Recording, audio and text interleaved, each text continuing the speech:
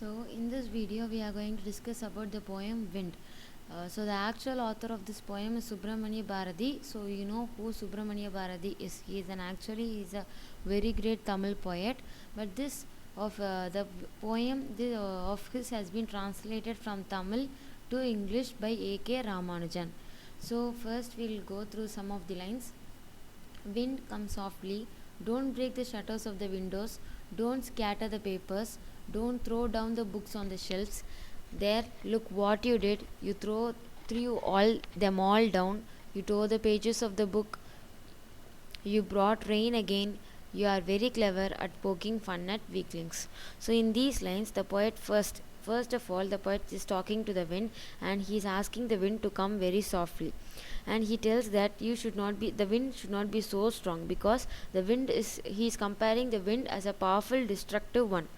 So he tells that the wind, which is if the wind is going to be very strong, then it will break the shutters. It may scatter the papers inside the room. So wind is going to be so powerful, it may even throw down the books on the shelves. And he is telling that the wind should look. Now he is asking the wind to look at the destruction what the wind has done.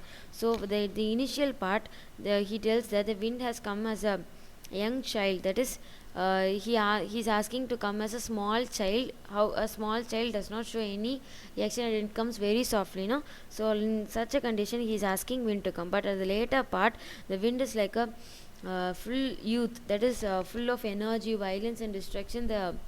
These are coming with full violence and destruction, which causes damage. So in the next line, that is failing, frail, crumbling houses, crumbling doors, crumbling rafters, crumbling wood, crumbling bodies, crumbling lives, crumbling hearts. So here the word crumbling is actually repeated more than twice and thrice, because to stress the damage that is caused by the wind. So it has damaged the houses. So the rows are being destructed. The rafters is nothing but a slanting slope which helps the building to stand, something like a pillar. So it has completely damaged the rafters, the wood, which is made for construction, or in which the constructional product is made. So it has completely destroyed the weaker people who is having weaker bodies fall down. So sometimes it hurts, or sometimes it causes damage to lives. So makes one's heart very weak. So from this lines, the poet tells us that a very weak person mentally and physically, who is facing a very strong challenge in his life or very strong adversity in his life, he breaks down and he completely falls. When like how when the strong wind comes, these houses, doors, rafters fall down. No, so like those, a weak person also completely falls down. So he's telling that the people might suffer, and they are unable to face this world with courage or their boldness or with the complete hard work. So in the next, it is told that the wind god winnows and crushes them all. So here he compares the wind to god. So winnows is nothing but, in village areas they used this process to separate wheat from the chaffs. So here they are telling that the god is using the wind to separate the stronger people from the weaker people, because when the strong winds come or strong winds attack, the stronger people survive, but whereas the weaker people falls down and crushes. So completely they crush. So he's again telling that only the person who is strong can face the wind which is very strong. That is, one can face only the challenges and adversities in his life only when he is strong. But whereas the weak people will not be able to stand against the hardships which they have to face in their life, but rather they fail in those days, and they do not work fast. So the next is, he won't do that what you tell him. So come, let's build strong homes. Let's join the doors firmly, practice to firm the body, make the heart steady fast. Do this, and the wind will be all friends with us. So the winds will be friends with us. So here the poet telling that we have to make wins, that is, the make the strong wins friends, because the things or the problems which arise in our life won't listen to us. If we tell a problem, don't come, will it listen to us? No, it's not going to listen.